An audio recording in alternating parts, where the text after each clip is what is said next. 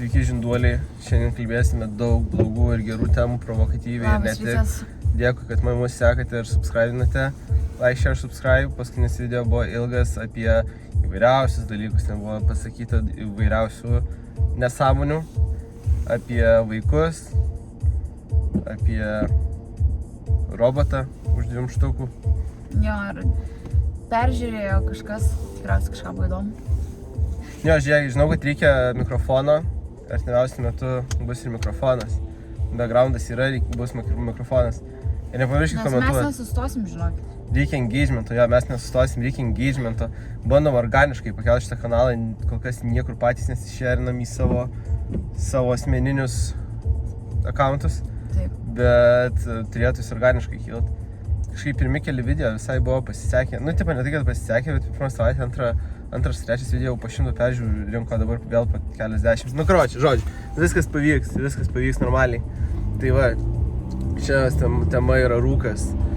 Kodėl tiek rūko kiekvieną dieną? Kas čia yra toj Lietuvoj? Pasakykit man žmonės, ką jūs rūkot? Rūkot, jo. Hašą, dūmus. Piukauju, aš nieko nerūkau, aš jau per senas šitom nesąmonėm. Nors niekada nesi per senas visiems dalykam. 60 metų vyrai šoka parašiutų per moterys. Tai vad nesustokit, kad tikėkim jų metų vis dar gali daryti nesąmonės. Tai apie ką nori pakalbėti? Nežinau, šiandien ką aš mačiau iš naujienų. Mačiau, kad mes turim naują krašto apsaugos ministrą. Kažkokį mėmę, bet jis lyg ir kalba visai pusę velnio. Tai aš nežinau, jį ten apkaltino, kad jisai pardavinėjo už pinigus, išgrynino čipsus online pokerį laimėtus.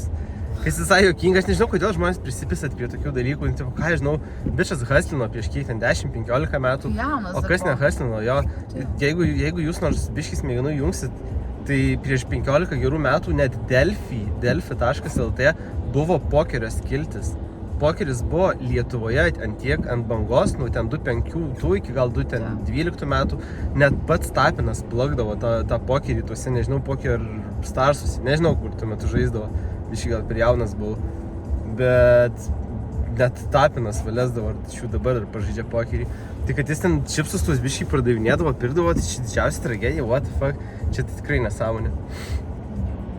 Ne tragedija visiškai. Man atrodo, ir kultūros ministrai išrinko tą moterį. A ne, patvirtino Nausėdą? Gali būti, nežinau. Mačiau, kad patvirtino, bet nežinau, nei kas tokia. Mačiau ir mačiau Ruginienę dabar pasitikėjimas smarkiai sumažėjęs. Kiek sakė ten... Šiam kažkeliais procentais net. Kažkaip mačiau, kad kažkokių apklausų rezultatais, aš per žinias kažkur sakė, kad 70 žmonių dabar neigiamai žiūri į jos darbą, į jos ministrų kabinetą ir panašiai. Būtent jos, man atrodo, valdymą. Ir gatvėje netgi komentavo žmonės, kad nieko nėra. Ja. Tai konservai geriau kažkas tojo. Tai... Rūgių nieks nebevalgys, dabar nuo konservų, eisim prie konservų. Jo, Ruginienė, blemba, daug kas sakė, kad tai neturi patirties, tikriausiai neturi. Kai aš pasižiūriu, ką jinai sako, tik tai tas ištraukas, tai atrodo kalba apie nieką. Ministrų neturėjom ilgą laiką. Jos kompetencija šiaip visai įmanoma bijoti ir plius lietuvių kalba, nes jinai su socialdemokratais, dabar nelabai, jinai nei žada, nei pažadų tęsi, nes žadėjo šitiem mokytojam, učitelėm atlyginimus kelti, nekels dabar nekels. Pareigūnam irgi nekels, nes pareigūnam turėjo praeitą valdžią pakelt, bet irgi nekels. Dabar tu turės mokytojai ne 60 daugiau, o tratsų daugiau gauti ir dėl to organizuos protestą kitą mėnesį. Ir pareigūnai kitą mėnesį, man atrodo, protestą turės kelti, nes irgi nekelia atlyginimų. Ir tu dar, man atrodo, atsimneš, žiūrėjai likti per žinias, kad yra neteisybės atlyginimais, kaip čia? Šiaip tai čia įdomu, čia viena iš tų temų, kur yra didelė atskirtis. Lietuva yra top 2 nuo galo pagal neligybę, finansinę neligybę Europoje. na, ta prasme, atlyginimų skirtumus. Tai reiškia, kad daugiausiai uždirbantis yra labiausiai atsiskyrę nuo mažiausiai uždirbančių. Ir po mumis yra tik tai Rumunija ar Bulgarija, tiksliai neatsimenu. Tai Rumunija. Tai mes esam ant tiek nelygus, kad tipo topė pas mus važinėja su naujais mersais, o pačioj negali nusipirkti savo vaistų. Tai yra žiauri atskirtis. Ir koks ten, sakai, vidutinis? Vidutinis yra ten, šiaip Lietuvos vidutinis 1003. 1,5 lyg tai, man atrodo, bet esmė, kad... Vilniaus. Ne, 1,5 yra bendras, Vilniaus yra 1,6 kažkiek, o regionų yra... Ne regiono, ne Vilniaus, likusios Lietuvos 1,360, man atrodo, į rankas. Čia yra vidutiniai. Bet vidutiniai, vėlgi, neapsigaukit, čia yra mano pamąstymai, nėra mediana. Vidutinis atlyginimas, tai jeigu yra 3 darbuotojai, vienas uždirba milijoną, kitas ten 3 darbuotojai, vienas milijoną, kitas eurą, tai 1,3 eurai iš 3 vis tiek gaunasi geras vidutinis atlyginimas. Bet yra mediana, medianos nesakė, nes mediana yra vidurinė visų skaičių vertė. Tai jeigu ten yra 130, tai ten arba 120, jums kas per vidurį yra, tai 60-61 atlyginimą. Žodžiu, ir jo, bet vidutinis irgi gali nedaug reikšti. Plius, jeigu apsižiūrėsi statistiškai, daug skurdo yra Lietuvoje, ten, nežinau, ten anksčiau bent jau keli šimtai tūkstančių žmonių gyveno po skurdo riba. Yra daug nelygybės, žmonės neišgyvena. Nu, gal dabar to skurdo truputėlį yra mažiau, bet šiaip bendrai paėmus tai tragedija. Ir pensijas, kas liečia, ir žmonių atlyginimus. Tada ką kalbėti, ten kas turi tų vaikučių po 100 prisidarė, užaugo tie vaikai netinkamam sąlygom. Jo, gal mažiau, gal geresnė situacija, bet esmė, kad gal bendrai, kadangi taip smarkiai viskas pas mus kilo per paskutinius 20-30 metų, dėl to skurdas sumažėjo, bet jo galėjo dar būti mažiau, jeigu atskirtis būtų mažesnė, manau. Dabar dar kainos kils iš viso. Jo, dabar kainos kils, jeigu minimumas, ar ten, nežinau, nuplema, mokėtų biškį daugiau mažiausiai uždirbantiems žmonėms, tai ta atskirtis irgi būtų mažesnė. Jo. Tai... Nu liūdna, kaip pagalvoji. Tai... Nėra labai gerai, nėra blogai. Ką kalbėtum apie būstų kainas, jeigu reikia nuomotis, ar reikia, nežinau, nusipirkti? Ja, ownershipas dar didelis į to žmonių, ne taip kaip Amerikų, kur visi nuomojasi, tai dėl to žmonės gali išgyventi, jeigu nereikia, tarkim, nuomotis arba netaupo ten savo pirkimui, bet tik išgyventi. Žmonės gali tik išgyventi, kai kurie nieko daugiau neplanuoti. Visiškai. Ir apskritai, net ir tas vidutinis atlygimas panašiai, yra, tu gal vieną kartą išskrisi kažkur per metus paatostogauti, bet tik tai tiek. Ir tavo visas gyvenimas bus egzistencija, kur tu pahalinsi būdamas koks junior ar mid-level, bet kas kokioj mega korporacijai ir nieko tavo smagaus iš to iš bet šiaip yra įdomus, gyvenimas, mes kažkokiai sistemoje visi esam. Kažkokio, žinai. Tai jo. Gimstinį darželį, mokyklą, baigi universitetą ar kolegiją. Dirbi vaikai, šeima, namai, nežinau, anūkai, senatvė, mirtis. Ja, bet galų galiausiai turi laisvą valią ir jeigu tu galvoji truputį kitaip, galvoji outside the box, bandai kažką daugiau, tu gali tą pasiekti, nes laisvą valią turi bandyti siekti, dirbti savo panašiai. Bet gali išsėsti ir skris, žinai, rytoj Baliai ir gyvent Baliai. Ja, bet, žinoma, viską reikia daryti su protu, aš nesakau dabar, nesu Andrew Tate'as, kad sakyčiau, bėkit iš sistemos, matrica jūs ten suvalgys. Nes streso turi labai daug, jeigu išeini iš sistemos. Reikia viską daryti protingai, nes ta prasme gerai mus ištreniruoja ta pati sistema, būti gerais darbuotojais, ten nuo ryto iki vakaro sėdėti ofisuose nuo vaikystės jau įkala į galvą. Ten išgyvent, kad dirbt, ten susilaukt vaikų, iš paskutinių tuos vaikus užaugint, galiausiai mirt, miserable as fuck. Nu tipo, gyvenimas, kur viskas už tave parašyta tavo istorija, iš esmės. Bet jeigu tu biškiai outside the box galvosi, bet protingai, nieko ekstremalaus nedarysi, bet gal kažką mąstysi, bandysi, darysi, tau gali pasiekti. Yra daug žmonių, kuriem pasisekė, o dar kur sėdėm visi kamščiuose, mums nepasisekė. Bet yra kam pasisekė, labiau gal tikriausiai. Nesvarbu, darbo valandos yra rodiklis, ar tau pasisekė ar ne, bet... Nu kažkas vis tiek lemia dalykus. Bet svarbiausia, kad žmogus pats būtų laimingas. Aš nežinau, kam priklauso, gal nuo genetikos, gal nuo pačio žmogus, bet iš esmės kai kuriem patinka tokia rutina, darbas, apibrėžtumas aiškus. ir darymas to pačio per tą patį ir nulis rizikos. Kai kuriem, nežinau, pavyzdžiui, man patinka rizikuoti riziką, tu pasijauti kažkoks biški alive, kai kažką naujo darai, mokiniesi, tu jauti, kad gyveni. Tu darai, mokiniesi, rizikuoji kažkuo, nežinau, ar tai finansiškai, ar tai ten kažkaip, nežinau, tipo, rizikingus gan sprendimus darai. Tai kažkiek suteikia gyvybės, ypač tokiom, apskritai suteikia gyvybės. Ir ypač tokiom tamsiam dienom, kaip dabar matom. Nu, lapkritis dar čia porą savaičių, po to jau gruodį, tai vėl ten visi tokie laimingesni, sniegas, kalėdos, nu ir sausis tada tokia depresija ir vasaris. Jo.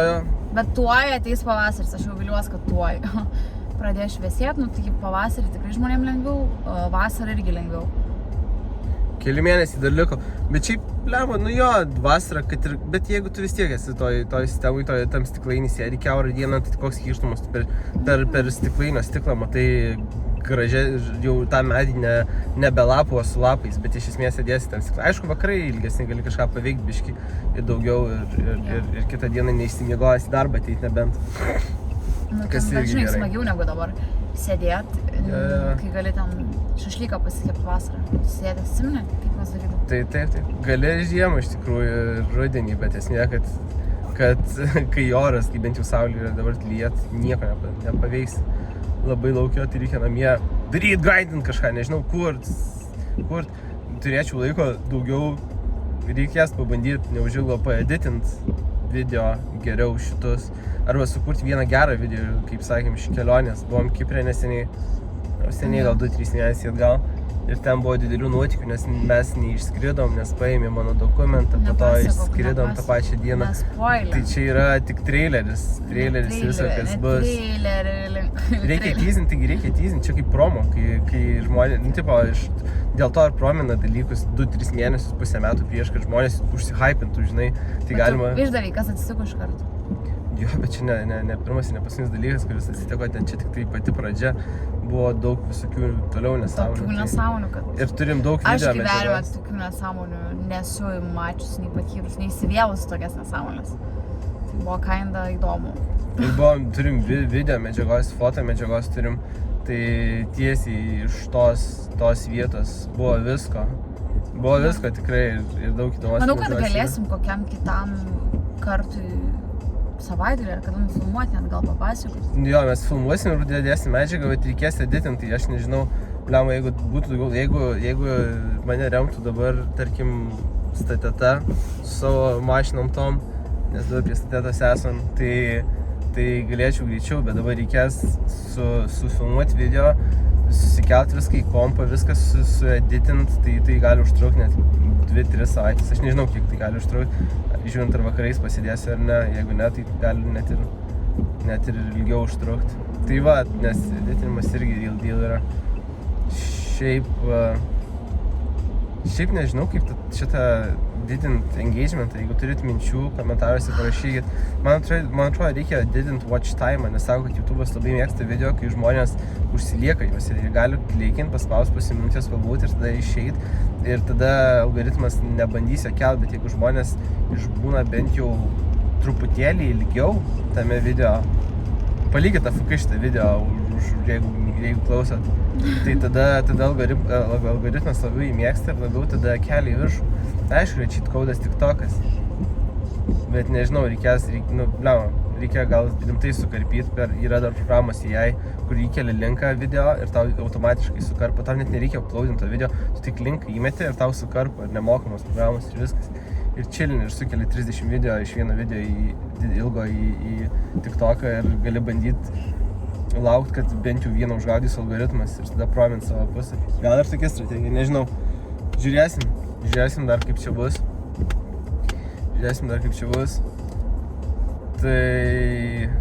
Tai nežinau. Viena komentatorė mums kažkada parašė, ką nori išgirsti per mūsų video. Manau, kad viską aptarėm. Plius praeitas video labai buvo ilgas, kaip 30 minučių, tai galit pasižiūrėti ten ir aptarėm ir tą pačią nelygybę. Viską aptarėm, man atrodo, realiai. Ir galima kartuoti, nes vis tiek jaučiu nieks nežiūrėjo, arba nežinau, ar žiūrės, tai net galima kartuoti tas pačias temas. Arba šiaip gal kažkam kažko reikia, galite pakomentuoti. Pabandysiu dabar būt šitas labiau kontroversiškas. Šiaip tai galėtum apie vyrus pašnekėti. Apie vyrus? Jo, galėtum pašnekėti apie vyrus. Ką žinau, dabar kai yra No Nut November, skatina nedročinti vyrus, nors iš tikrųjų galit smačinti, bet atkreipti dėmesį į savo sveikatą, tiek fizinę, tiek psichologinę. Galiu pakalbėti apie tamsias dienas vyram. No Nut November yra skirtas nesityčioti iš vyrų, nes dažniausiai tyčiojamės visi iš vyrų, bet dabar reikia pasižiūrėti į juos iš to, kad vyrai Lietuvoje turim didelę problemą. Mes buvom topę vieni iš pirmųjų, gal net pasaulyje, dabar top 5, jeigu nenukritom. Ir aš nežinau, ar YouTube'as mėgsta šitą žodį, nežinau, angliškai jis labai nemėgsta šitą žodžio. Tai... Gal neužbalins? Ne balina, man atrodo, nepromina, ar ten ad revenue negauni, ar taip negauni, dėl to galiu dabar copyrightintą muziką leisti. Nu, pasakau. Jeigu vyrai tiesiog save žalojasi bereikalingai. Ir vyrai labai, man atrodo, jaučiasi kartais vieniši, ypač jei neturi giminių, antrų pusių, praranda norą gyventi, praranda tikslą gyventi, nemato dėl ko apskritai gyventi toliau, neturi, there's no purpose. Va, kaip sako, yra labai didelis dalykas, dėl ko pačiūžia žmonėms smegenis, net jeigu, nežinau, matėt kažkada Andrew Callahan daro labai gerus video, jis iš esmės yra žurnalistas, daro interviu ir yra net kelius dokumentinius padaręs ir vienas jo dokumentinis yra pavadinimo Dear Kelly. Dear Kelly, žodžiu, buvo vyras, teisininkas, jis turėjo žmoną, 2 vaikus ir po to kažkas atsitiko ir Andrew Callahan jį sutiko kažkokiam antifos, man atrodo, proteste, kuris tai buvo visiškai pačiuožęs į dešinę, į radikalią dešinę politiniai skaliai. Jis ten buvo už Trumpą, už visas tas aš manau, kad jis biškai gal rasiščiukas koks buvo ar panašiai. Jis buvo toks nelabai, jis pačiuožęs buvo. Jis nebuvo blogas žmogus, bet jis buvo pačiuožęs. Tada Andrew Callahan atkreipė dėmesį ir jisai tada jį pradėjo kalbinti ir per šį interviu jis sukūrė teoriją, dėl ko žmonės radikalizuojasi. Tai viena iš sudedamųjų dalių yra purpose, lack of purpose, neturėjimas purpose. Tu turi jaustis reikšmingas, turėti kažkokį purpose. Atsimenu, kitas dalykas buvo safety, tai turi būti tiek finansiškai, tiek tiek, žodžiu, saugus. Tarsi neturėti stogą už galvos. Tada purpose ir dar kažkas. Bet purpose yra vienas iš dalykų, kodėl vyrai net arba jie žalojasi, kas nėra gerai, arba pačiužės smegenys visiškai radikalizuojasi, bet labai dažnai vyrai neparodo emocijų, ta prasme, kartais tu negali nuskaityti, žinai, kas vyksta. Net ir patys draugeliai gal nenuskaitot, kas ten kitam draugui yra, nes nesikalbat, nešneka tiesiog. Čia jau tylos, kai jau tylu būna, tai gali būti, kad jau eina link žalojimuose kokio ar panašiai. Tipo yra tylu, arba žalojasi, arba yra garsu ir tada pačiužės smegenys, arba tampa radikaliais liberalais, kur tampa hipsteriai, ten madas. Visas seka tie, kaip dabar yra populiarus terminas performative males tampa. Ir tipo daro viską, kas dabar yra ant mados, nežinau, ten odiniai, ten ilgi batai, žinau, kažkokias nesąmonės, jis divalkis iš savo daro, busus labai mėgsta tiesiog, arba, nežinau, neįsivaizduoju žodžiu, hipsteriai, nueikit, varykit į Paupį, pasivaikščiosit, pamatysit, apie ką aš kalbu. Arba sėdi, apsimet, bet nežinau, Lietuva taip yra, bet yra performance males, kur sėdi kavinėje ir skaito šitą knygutę. Iš tikrųjų, jie neskaito knygutę, jie apsimeta, kad skaito knygutę. Žodžiu, performative males. Dabar mačiau new performance male just drop, tai tipo bičas irgi apsirengęs kaip hipsteris ir su kiniškom cigarečių pakeliu, nes kiniškų cigarečių kinkietai atrodo iš tikrųjų. Bet žodžiu, tai yra performative males liberalai ir tada tas mymas yra, kad jie skaito knygas ir labai kalba apie moterų ten visokias teisės, ne moterų teisės, apie feminizmą, tą radikalų feminizmą, apie visokius ten labai aktyviai ten super padeda, nors nieks jų neklausė, remti ten transus, visokius marginalized communities ir panašiai. Nors, tipo gerai, kad taip daro, bet, irgi turi su protu daryti, dėl to aš sakau, kad daro radikaliai, daro per daug labai smarkiai, kur nieks jų neklausia, performative. Arba nueina į kitą pusę, į radikalią dešinę, jeigu pačiūžia protelės ir tada prijaučia austrų menininko idėjom, nemėgsta labai, nemėgsta žmonių kitos spalvos, tada ką dar? Tarsi jie turi labai tokių radikalių dešiniosios idėjų. Aišku, kai per toli nueini, aišku, ta dešinė yra, rašo, jie prisidengia, jie turi family values. Tai tipo, bet kai nueini per toli į dešinę, man atrodo, family values tampa, kad moteris sėdi namie ir daro kotletus ir jeigu nepadaro tau kotletų, grįžus iš darbo gauna alkūnių. Tai irgi negerai, radikaliai ar kairė dešinėje jūs esate atsilupėliai. Jeigu iš šitą video esi atstovauji ir smarkiai propaguoji radikalią kairę arba radikalią dešinę, tu esi atsilupęs, pergalvok savo gyvenimą. Turi būti visur balansas, jeigu nenori išeiti iš sveiko proto ribų. Nesakau, kad aš esu labai sveiko proto, bet aš neinu į radikalumus. Bet jeigu einu, tai reiškia juokauju. Kur tu eini? Reiškia juokauju. Nežinau, aš anksčiau galvojau, kad aš esu centro kairė ir man atrodo, esu labiau centro kairė, nors ir dešinės values kai kurie yra geri. Ta prasme, kairieji, net ne radikalai, sako, kad labai palaiko imigraciją. Nežinau, kaip Lietuvoje, žinau, kad Amerika imigracija ar ne. Dešiniai sako, imigracijos visiškai jokios neturi būti, bet centro dešinė maždaug sako, kad nelegali imigracija nėra gerai. Net ir dešinė to pati sako. Tai esmė, kad jeigu tu nelegaliai peržengi sieną, tai yra negerai. Ir tai yra gan, mano manimu sveikas požiūris, bet jeigu tu sakai, kad visiškai nei vieno emigranto, nei vieno, net ir ten legalaus, ten visiškai užsidarom sienas, čia yra nesveika. Bet jeigu tu leidi imigraciją, jeigu manai, kad imigracija gerai, kuri yra dokumentuota, kad mes čia trūksta kažkokių profesionalų savo srities, mes importuojam darbuotojų, kad ir kažkokių, bet jie pilnai yra dokumentuoti, panašiai, gal net kažkokių integracijos sistemos padarytos, jeigu nori čia pasilikti, all good. Tuo tarpu liberalai sako, kad visi turi čia laisvę, visi yra vargšai, visi bėga nuo kažkokių opresijų. Nors, nieko blogo nesakau, bet, pavyzdžiui, palestiniečius labai palaiko smarkiai kairieji radikalai. Ir kairieji, ir radikalai dešinieji. Radikalai dešinieji dėl to, nes jie nemėgsta žydų. Yra senos austrų tapytojo Panetkės. Nemėgsti žydų, dėl to tu esi už Palestiną. Nes, dėl ten paskaityti istoriją, žydų nemėgsta radikalai dešinieji iš N raidės cistai.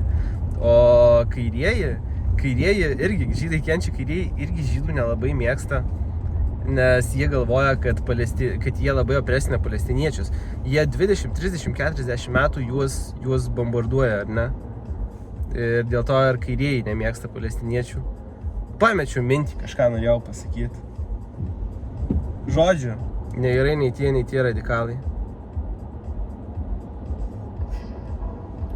Žydai kenčia kažkodėl irgi. Jo, pradėjom apie vyrus, baigiam apie radikalizmą. Good point. Nesiradikalizuokit, tiesiog blaigiai sveiką protą.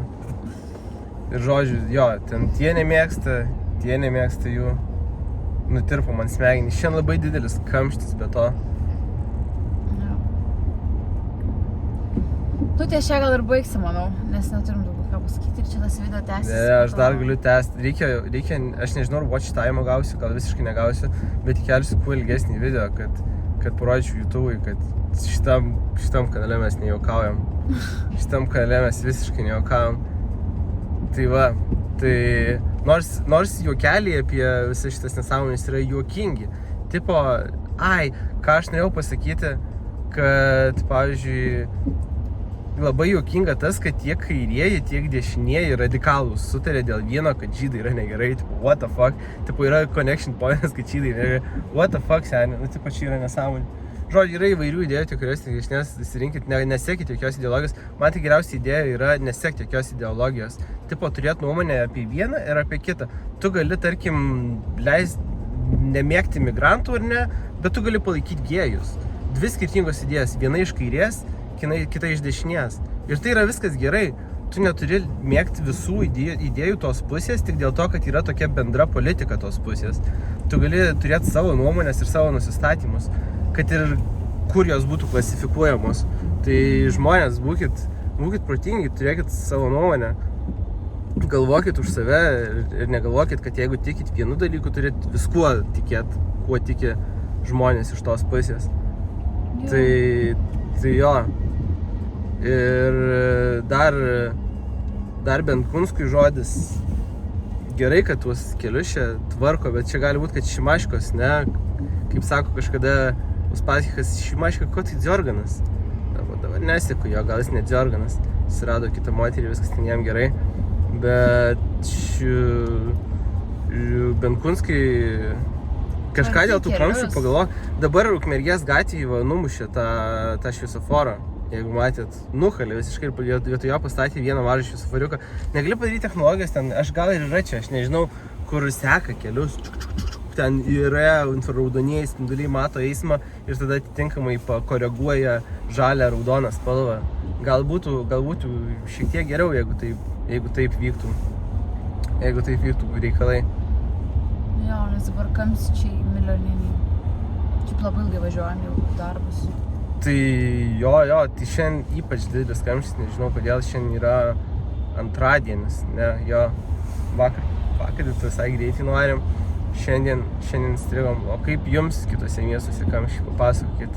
Čia nėra kitose miestuose kamščiai. Žmonės nesusidarė su tą problemą. Kadangi čia jau tikriausiai nieks neklausys, galiu nesąmonės kalbėti. Blemba, Druskininkuose dingo 5 žmonės, 4 gal per paskutinius 2 mėnesius. Žinai, kas juokinga, kaip mačiau žiniasklaidą rašo, užvakar atsirado moteris, jinai autobusu važiavo į kitą miestą, ten pas giminės ar pas draugės. Jo, ir atsirado.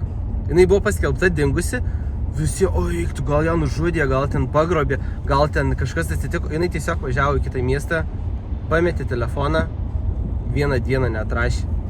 Bet tai ir gerai, ta prasme, šiaip gerai, kad sureagavo. Nejuokinga, ta prasme, dar su vaiku dingsta, tai...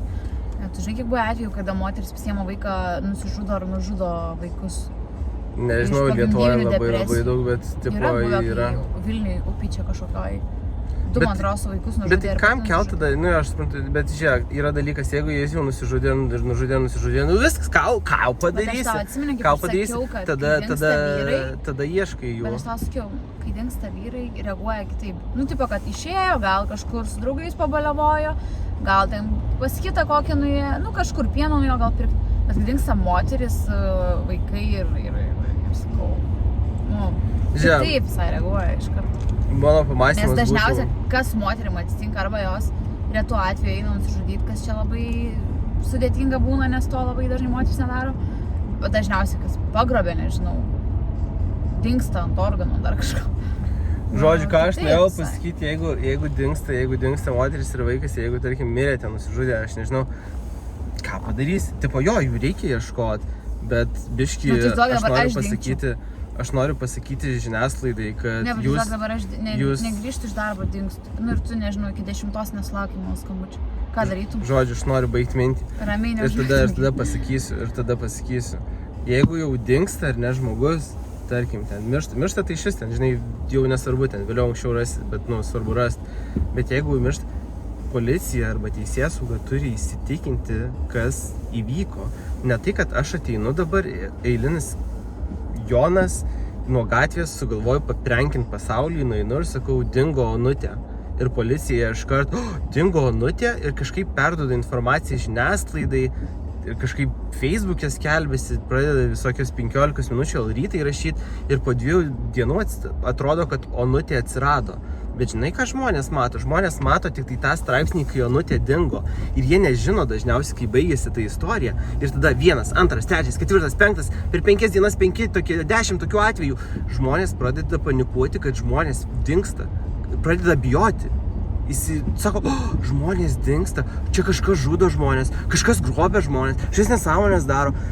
Ir tai kelia visuomenį nereikalingą paniką. Tai ką aš sakau, turiu padaryti, okei, dingsta, tu galvoji, kad kažkas dingo, tarkim, negrįžo ten parą. Šiaip, man atrodo, yra gal taisyklės vidaus ar ten įstatymas, kur tipo, žmogus gali būti skelbiamas dingęs, tik jie iš jo žinios ten kem 8 gal valandas ar kažkiek, nu tarkim, žodžiu, kas yra. ir tarkim atvaro ir tada teisėsauga, policija, kriminalistai, nežinau, turi maždaug bent jau pirminius faktus įvertinti, kad galėtų daryti išvadas, kad galėtų skleisti visuomenį informaciją. Aišku, kai paskleidi visuomenį informaciją, tada gal lengviau surasti, bet vis tiek reikia pagalvoti apie pasekmes, kad žmogus tiesiog važiavo, užsikrovė ragelis ir jau paskelbęs dingtas. Bet kad paskelbė, nes tikriausiai ta moteris visada atsiliepdavo, visada parašydavo, visada komunikuodavo. Jo, ir tada paslėpė visuomenį. Ir dabar koks Petras dingo, kuris ten, kiek laiko Petras man tašydavo, blema ten, po 2 parų gal, tai tada jau supranti, kad tai yra žmogus įprotis, ne?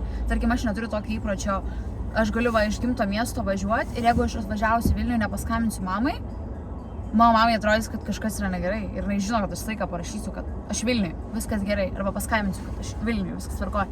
O jeigu to nepadaryčiau, faktas, kad mama supanikuotų. Nes tai būtų jau pasikeitęs elgesys.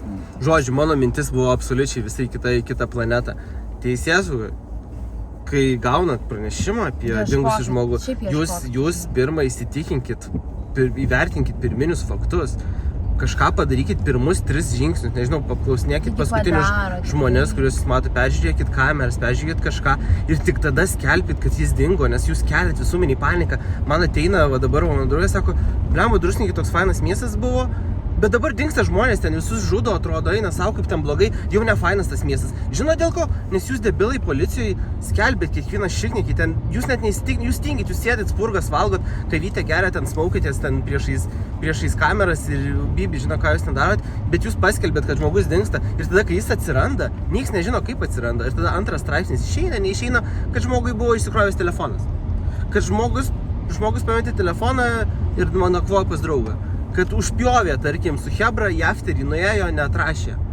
Ir tada žmonės nemato to, jos galvoja, kad pastoviai dinginėja žmonės, susidaro blogos įspūdis, jūs varot baimę visuomeniai. Darykit savo darbą, kai ateina žmogus, ieškokit, įsitikinkit, kas atsitiko, bet nereikia iš karto, skleisti žmonėm panikos, kažkokių nesąmoningų, tiesiog baimės daryti. Čia tokia paprasta, bet ten vis tiek normalu, kad ieškojo moters su vaiku, nes čia yra dvigubai didesnė rizika, kad kažkas nutiko. Tai normalu. Gal moters vienos taip ir neieškotų, bet buvo su vaikučiu tai. Tai kiekvieno turi ieškoti, mano irgi net ta mintis, kiekvieno vyras, moteris, vaikas, senukas, močiutė, kas tik ateivis, nežinau, bežionė. Senelius tai tikrai reikia ieškoti, nes jūs turit ieškoti visų iki vieno, nei vienas žmogus nėra pranašesnis ar blogesnis už kitą, bet jūs turit visų ieškoti, bet jūs įsitikinkit pirmą, ką darot. Jūs įvertinkit, nekelkit veltui panikos. Gal su vaiku išėjo, ten nežinau, pavalgyti ledų ir labai skanus ledai buvo, antrą porciją užsisakė ir netrašė tada, nes labai skanus ledai buvo ir dar draugė užkalbino. O jūs iškart sakot, dingo žmogus ir kada pirmo žmonės mėtė, mirė, nužudė, pagrobė, įkrito ežerą. Gal taip nėra, jūs biškiai įsitikinkit prieš skleisdami paniką. O žiniasklaida jūs nekreipkite dėmesį, žiniasklaida yra debilai didžiąją dalim, jie renkasi pinigus ir kliukus. Tai ką jūs jiem pasakysit, tą jie ir pertransliuos visuomenį. Tas pats ir yra, ypač matot iš ten karo baimės kurstymo. Ten vudrų, koks ekspertas, šikna ekspertis kažką pasakė, jau parašo straipsnį, jau ten perskaito moterys ar vyrai, neįvertina savo galvą ir viskas, rytoj šiandien mus puls, jau pizdar, žmonės dažniausiai patys labai tingi, netingi perkramtyti savo smegenim tą informaciją, tada susidaro savo išvadas ir tada gaunasi, kad čia tragedija kažkokia. Šiaip nereikėtų pasitikėti vienu straipsniu lietuvišku, reikia pasinagrinėti originaliai šaltiniais. Šaltiniais, žiūrėkit, kuo daugiau šaltinių iš vienos, iš kitos pusės. Plius, irgi vėl grįžta į sveiką protą, taip, yra karo tikimybė, bet jūs negalvokit, kad jeigu kažkoks iš Šiknagumbrio kaimo karo ekspertas savo karūną užsidėjęs pasakė, kad žiūrėkit, čia iš Ukrainos, ne, iš Rusijos ten mums tuoj pradės mus sprogdinti poryt, nes pamatė, kad iš Bezdonyse nusileido indieno ietis. Jūs netikėjai, biškai perkrimkite savo galvą tą informaciją. Nes žvalgai mato, kas vyksta aplink. kad mažiau tikėtumėt. Aišku, žvalgai ir visa valstybė, jie irgi perfiltruoja informaciją, su fizinė visa jėga taip staigiai neužpuls, nes techniką reikia pritraukti prie sienų. Jo, ir tada žvalgyba turėtų bent jau matyti. Karas nevyksta taip, kad naktį atvažiuos iš vienos vietos pys 100 tankų ir Lietuvą atvarys. Ne, taigi reikia pritraukti techniką, žmonės surinkti. Taigi Ukraina tą pačią, kai užpuolė, tai irgi buvo įspėjimų, kad taip gali atsitikti, kad tos pratybos gali virsti kažką. Jo, ten 200 žmonių buvo pritraukta, 105 štukų prie sienos. Nu, bet jo, čia... 109, man atrodo. Tarkim, 200 žmonių buvo pritraukta, tai yra, nu, aišku, 200 tūkstančių žmonių, 200 štukų žmonių buvo pritraukta, tai čia yra apie 10 kartų nei visas Lietuvos kariuomenės active personalis. Tai kiek... Mes turim aktyvaus personalą, apie kokius dabar, nu gerai, dabar padauginsiu 25 tūkstančius kokius.